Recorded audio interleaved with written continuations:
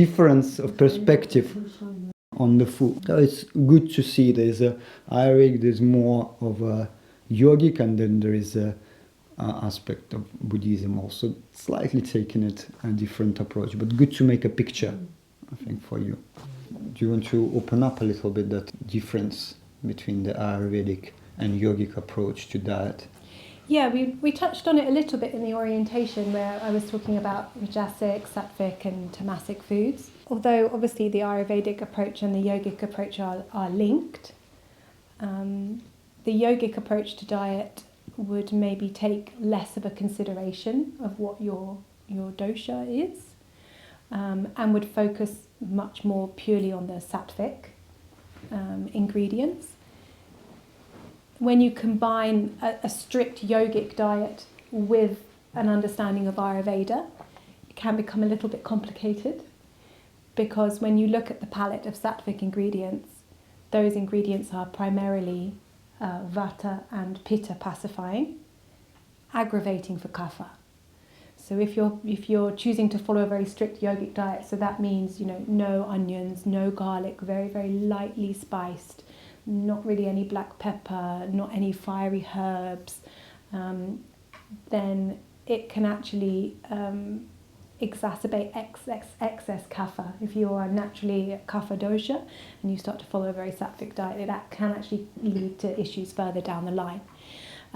So if you are choosing to eat a yogic diet and you're looking at it through the lens of Ayurveda, there is a slightly different approach depending on each dosha. For Pitta, it's the ideal diet for you, really, which is good because most yoga teachers are Pitta.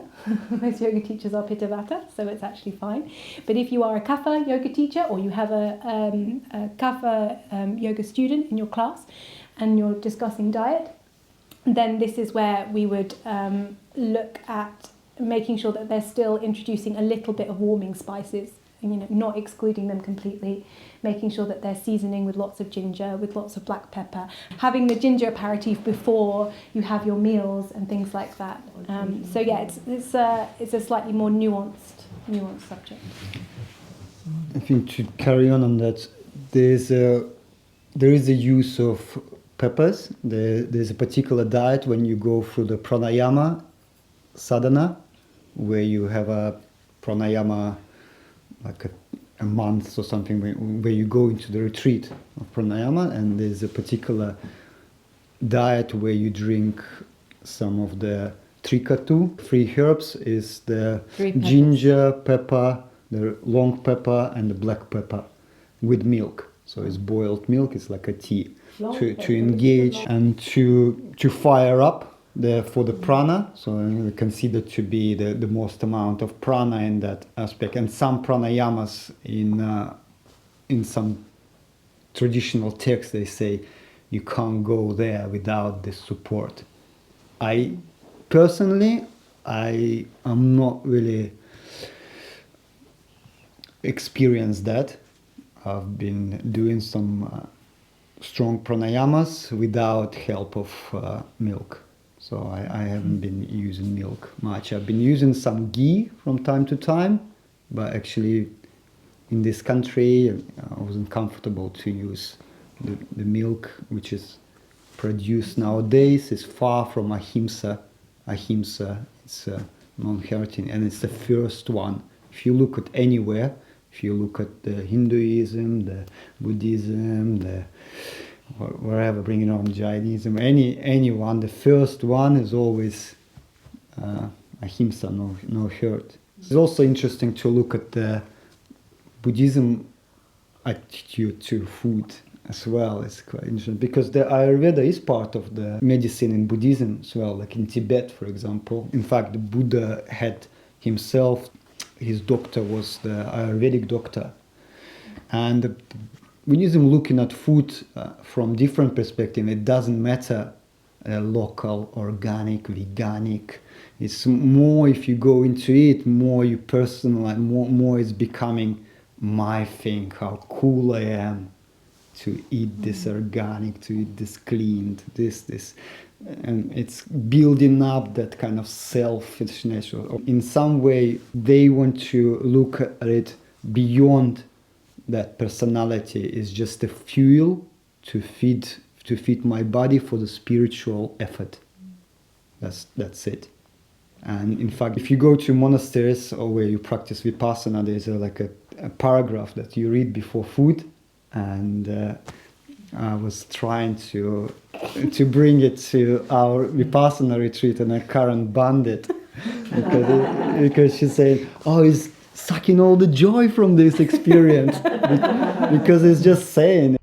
With wise attention, I eat this food, not playfully, not for intoxication, not for fattening, not for beautification, but simply for survival and continuance of this body, for ending its afflictions and supporting spiritual life.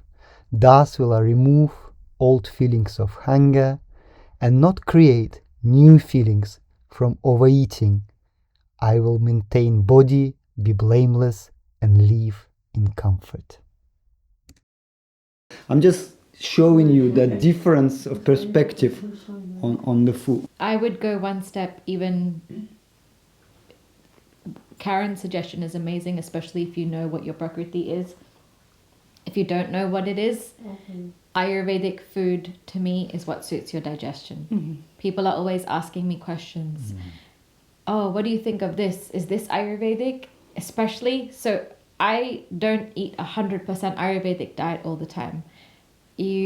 On social media, and I will share my life, I'll have pizza, I'll have chocolate, and inevitably when I post something like that, people will message me, but I thought you can't have tomatoes and cheese together, but I thought this wasn't Ayurvedic, but I thought these noodles are processed. And I always tell them, Ayurvedic is what suits your digestion. So if you can handle it and you're having it in the right amount in moderation, go for it. But at the end of the day, understand your own digestion and eat according to that. And that's what I think is so beautiful about Ayurveda, because really it is just a tool to tune in to becoming more conscious and aware of how things sit in your body, whether that's diet or yoga or whatever it is. It's just bringing that awareness and tuning in. And it's a really important point I think you're making, Niti, about having this element of like flexibility around it, and one that's maybe especially important given that we have mostly pittas in the room. Pittas can tend towards being quite focused on the rules and the structure and can get really tied into the details and actually end up with a very restrictive diet and never wanting to deviate and tending towards an orthorexic approach to diet, like healthy to the exclusion of anything else. So it's particularly important for people, who have that tendency to allow themselves to relax and eat the pizza once in a while, and not every single meal has to be perfect. I like to follow like a 70-30 or 80-20 rule. Yeah. 80% of the time, try to eat as healthy as possible. Enjoy what you're eating. Don't do it in a restrictive mindset. And then 20% of the time, let yourself go.